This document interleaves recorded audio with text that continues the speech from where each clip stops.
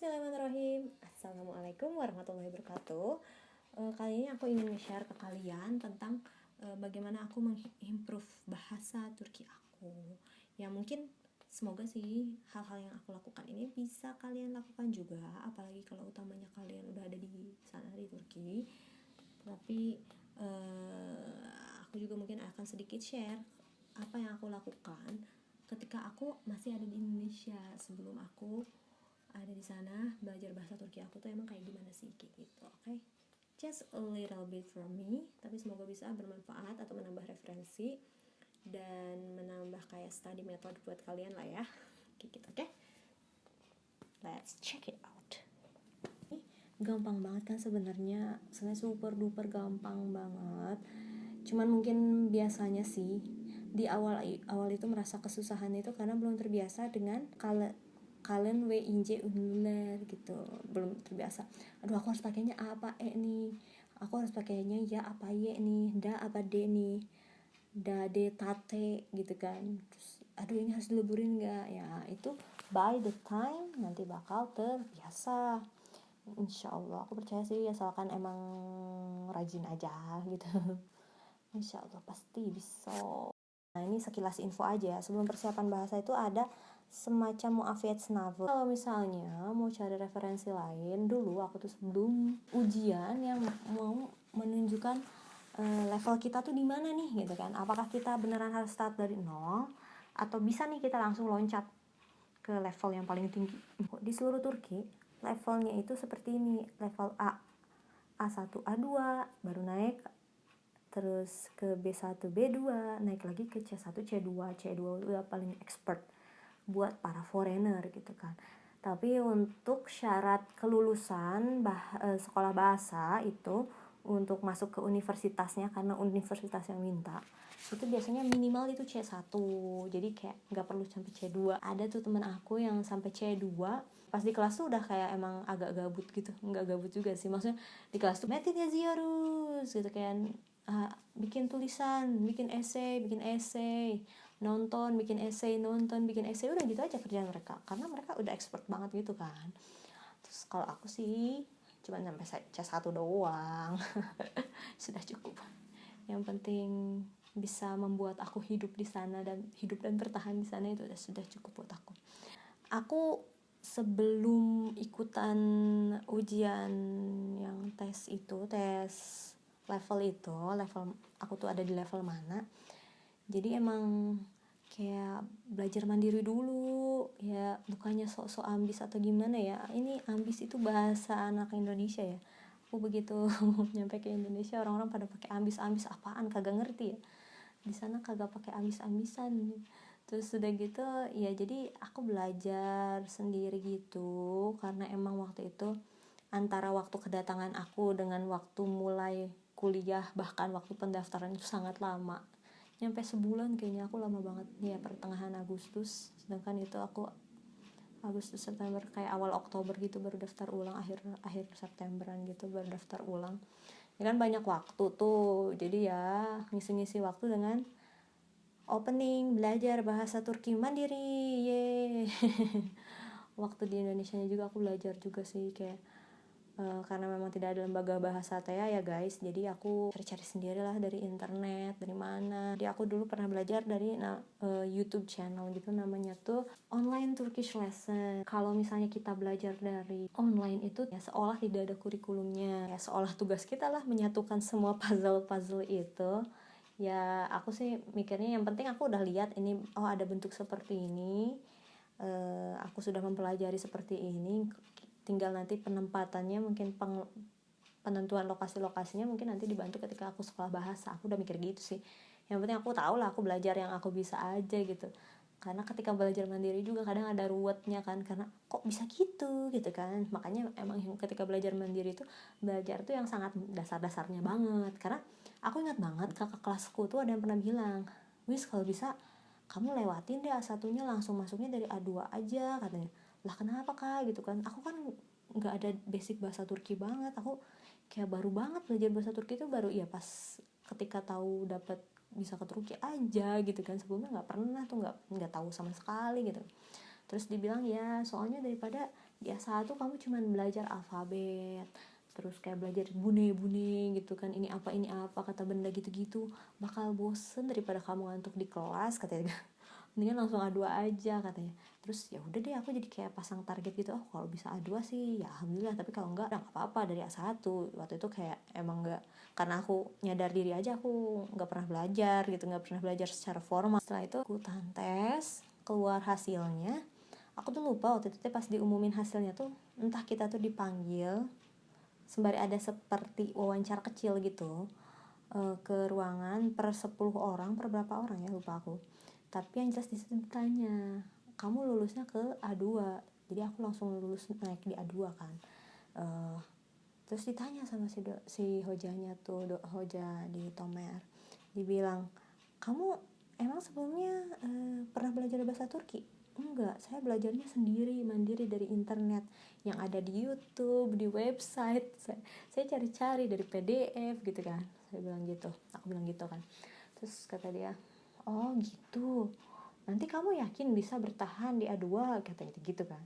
Terus aku tuh kayak, aku nggak tahu waktu itu tuh nggak ada satupun yang menggoyahkan hatiku gitu loh. Kayak aku udah yakin nih, kayaknya mendingan dari A2 aja daripada emang bosenin di A1 gitu kan. Terus kakak kelasku tuh bilang, ya supaya minimal supaya bisa nyampe lah ke C1 itu katanya. Kalau dari A2 bisa nyantai nyampe ke C1 nya. Kalau misalnya dari A1 mungkin kadang agak dikejar nanti pas akhirnya buat nyampe ke C1 gitu kan. Hojanya agak seperti meragukan sih. Tapi kalau misalnya aku jadi hoja ini juga sih bakal kayak meragukannya tuh bukan karena menyepelekan ya, tapi takutnya kasihan nih anak gitu kan. Nanti kalau misalnya malah terseok-seok di sana gitu, ketika udah di kelas gimana gitu kan. Terus ya akhirnya aku bilang, ya aku coba dulu aja, aku bilang gitu. Aku nyuruh kayak, aku coba dulu aja nggak apa-apa gitu ya, pede banget gitu aku tuh mau coba dulu aja, pede banget aku tuh bisa gitu lah. Tapi kayak ya udahlah, insya Allah bisa lah, bisa, yakin nggak mikirin apa-apa lagi, kayak nggak mikirin ntar bakal susah atau gimana. Tahunnya pas udah di kelas, Masya Allah sekali guys, karena ternyata teman-teman aku tuh jago banget ngomongnya, padahal aduh doang baru gitu kan, tapi ngomong bahasa Turki tuh pada jago banget. Aku langsung kayak merasa terseok-seok, aku tuh kayak berasa remah-remah jus gitu kan. Jadi selama satu level itu, selama 2 level kalau nggak salah, pokoknya di semester awal, which is 2 levelan, 2-3 level ya, aku kayak rada ambis gitu. Ambisnya bukan karena aku harus bisa nih gitu atau gimana, tapi karena aku merasa aku ketinggalan banget, karena teman-temanku ngomongnya udah pada jago banget gitu kan. Kayak mereka ngerti yang dosennya ngomong. Aku mau ngasih tahu, spoiler aja, kalau misalnya di HJTP University Tomer itu kebanyakan dosen yang aku punya itu ya, yang ngajar ke kelas aku tuh selalu melarang ngomong pakai bahasa Inggris, cuman boleh bahasa Turki. Dan mereka pun yang ngajar pakai bahasa Turki. Jadi kayak udah nggak ngerti maksudnya apa. Ketika ditanya sih kayak, nggak ada yang nggak ngerti nggak gitu kan, misalnya ya aku bilang aku nggak ngerti itu maksudnya apa, terus dijelasinnya pakai bahasa Turki lagi dong guys. Kayak gitu. Cuman menurut aku awalnya emang kayak kok gini banget ya gitu kan, gimana caranya memahami ini pakai bahasa Turki. Tapi ternyata karena kita under pressure gitu, dan menurut aku itu tuh kondusif banget kayak gitu. Aku belajar pakai bahasa Turki, beneran literally Turki, nggak boleh bahasa lain, membuat aku jadi kayak aku nggak punya kesempatan nih buat lihat dulu yang lain gitu, lihat dulu bahasa Inggris atau bahasa Indonesia aku kayak gitu ya. Jadi menurut aku itu sangat efektif. That's why kenapa kadang suka ada work and travel gitu ya. Kalau di Indonesia ada nggak ya work and travel ke luar negeri? Tujuannya sih buat belajar bahasa sebenarnya, tapi ya mereka harus work and travel gitu, jadi supaya ada situasi yang menekan mereka untuk selalu belajar bahasa. Iya, jadi mau nggak mau dipaksa gitu kan untuk ngomong kayak gitu. Ini sih sedikit tips and tricks dari aku ya. Jadi waktu dulu tuh karena merasa nih aku kayak nggak tahu apa-apa banget nih tentang bahasa Turki, teman-teman aku tuh pada jago-jago banget gitu kan. karena aku mencari cara gimana caranya supaya aku tuh bisa semaksimal mungkin interaksi sama orang-orang Turki. Yang pertama aku ngapain, jadi aku tuh suka kalau ada orang nih mau ke rumah sakit, aku inget banget, sosokan banget pokoknya, ada orang mau ke rumah sakit terus mereka nggak bisa bahasa Turki, terus akhirnya aku suka sok-sok nawarin diri gitu, ya udah nggak apa-apa mbak, aku aja translatornya, nggak apa-apa jadi interpreternya, padahal di situ modusnya itu adalah aku sembari belajar, sembari biasain ngobrol gitu, interaksi sama orang Turki. Nah terus sering banget aku tuh ikut-ikutan conference gratis, yang gratis ya guys harus digaris bawahi, itu gratis, conference gratis kayak gitu ya. Tujuan utamanya sih emang beneran interaksi, tapi kayak memperoleh knowledge itu malah jadi tujuan kedua, mohon maaf ya. Tapi sebenarnya sambil dua-duanya. Kalau misalnya biasanya kalau knowledge-nya itu kadang nggak 100% nyampe ke aku gitu loh, karena kadang lebih banyak kayak loadingnya gitu. Tapi ya alhamdulillah lah di sana tuh banyak banget kegiatan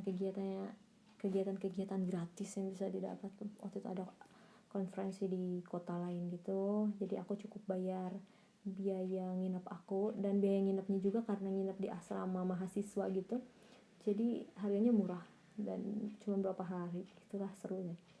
Jadi aku cuma bayar itu aja, sama paling makan sehari-hari doang, kan itu lumayan. Udah di kota lain, bukan di Ankara lagi. Terus aku ikutan apa ini, Turkish Usmani, bahasa Turki Usmani itu ada di sana. Itu ada vakfonya, ada badan organisasi yang bikin kegiatan belajar bahasa Turki Usmani. Baru level 1 waktu itu, karena nungguin kabar untuk level 2 dan seterusnya itu gimana. Kalau nggak salah entah nggak ada kabar, entah akunya yang mulai sibuk, jadi aku nggak bisa lanjut. Kalau nggak salah tuh aku lupa. Satu semester itu aku belajar Turkish Usmani. Dan by the way, si bahasa Turki Usmani itu aturan-aturannya itu pas aku perhatiin ya emang mirip sama Quran Rasam Usmani, Quran Madinah itu. Ya pas aku belajar gitu kan sama Ustaz Bilal, dibilang ya kan ketika beliau ngajarin kolosal, beliau bilang kayak, oh ini cara membaca Quran Madinah, ya kan aku tuh awamers gitu ya, aku masih sangat awam, jadi kayak amazed banget, bentar kok kayak familiar ya, ini tuh apa, aturan apa ya. Pas aku ingat-ingat lagi, ternyata itu adalah aturan di bahasa Turki Usmani guys. Jadi ada gunanya juga, selain untuk baca istilahnya naskah lama, aku juga kayak menurut aku tuh itu tuh apa ya, emang aku seneng ikut-ikutan kayak gitu kan, jadi kayak ada sensasinya tersendiri gitu, jadi berinteraksi dengan lebih banyak orang, memperluas networking juga gitu kan.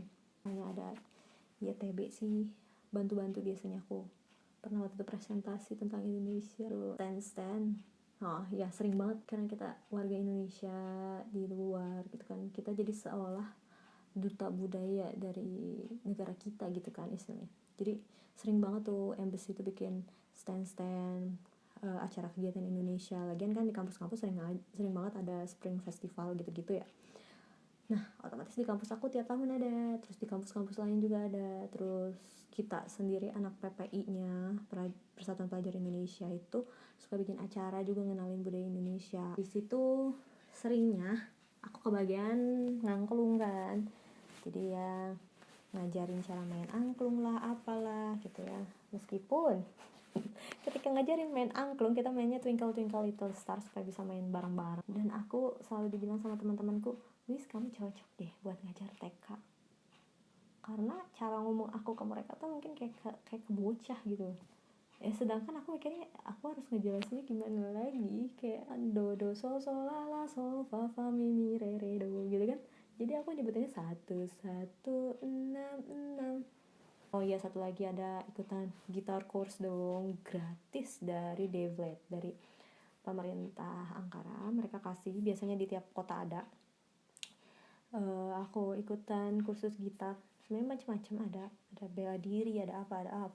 Waktu itu aku tertariknya gitar, tapi pengen bela diri juga, cuma waktu itu kagak ada pakaiannya, nggak punya gitu kan. Sebenarnya bisa pesan mungkin ya pas udah di dalam, cuman kayak aku yang ada di aku sekarang itu adalah gitar, ya udah pakai biar bisa dipakai gitarnya, belajar gitar gitu kan. Emang sih masih itu gitarnya gitar klasik juga, enggak deh langsung belajar gitar klasik aku belajar pas SMA. Ini gitar normal ya, tapi ya gitu lagu-lagu Turki gitu. Cuman itu juga nggak lama, kayak cuma berapa bulan. Dan si gurunya sampai-sampai ngasih aku nama Turki, katanya biar gampang, biar kamu tuh semakin lekat dengan Turki. Karena nama aku Witska, mau di Turkiin tuh susah. Witska apa bahasa Turkinya? Kan kalau Khadijah jadi Hatice gitu, Aisyah Aisyah gitu kan. Sedangkan nama aku agak susah gitu. Nah, jadi kalau untuk sharing how to improve your Turkish skill, especially when you are already in Turkey, ya kayak gitu sih kalau aku, itu cara aku. Mungkin nanti lebih banyak lagi cara-cara kreatif kalian untuk mengimprove bahasa Turki kalian. Kalau misalnya kita kondisinya masih di Indonesia tapi tertarik untuk belajar bahasa, pasti banyak cara untuk belajar bahasa. Kalau nggak salah teman aku juga nerbitin buku, mungkin bisa dicari juga. Udah cetakan kedua, mungkin itu ya, bisa jadi lebih lengkap ya. Aku nggak beli juga sih, jadi nggak tahu. Tapi harusnya kalau mereka, karena udah dibuat buku, berarti harusnya sesuai kurikulum. Jadi harusnya sudah mencakup semua. Karena sebenarnya ini tuh kalau kita bisa ngerangkumnya itu dikit banget. Dan aku tuh jadinya ingat waktu dulu tuh sering banget ada temen yang minta, bisa ajarin dong bahasa Turki, karena mungkin beliau agak terkendala kan. Yaudah aku ajarin Turki, tapi aku kasih syaratnya aku ingin ngajarinnya pakai bahasa Turki.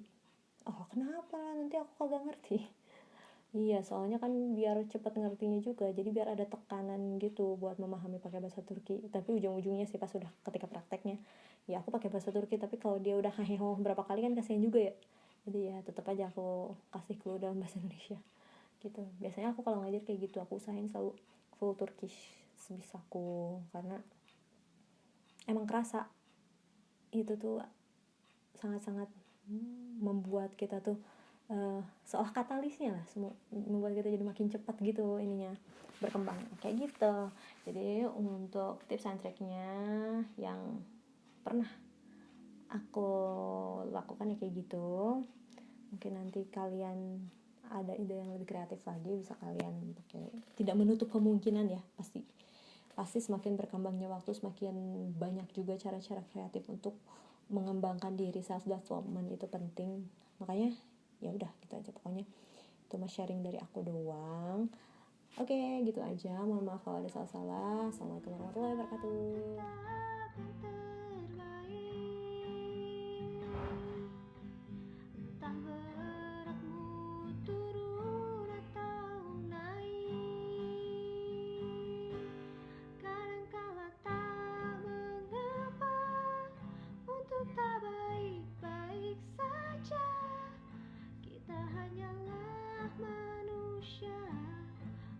Jika tak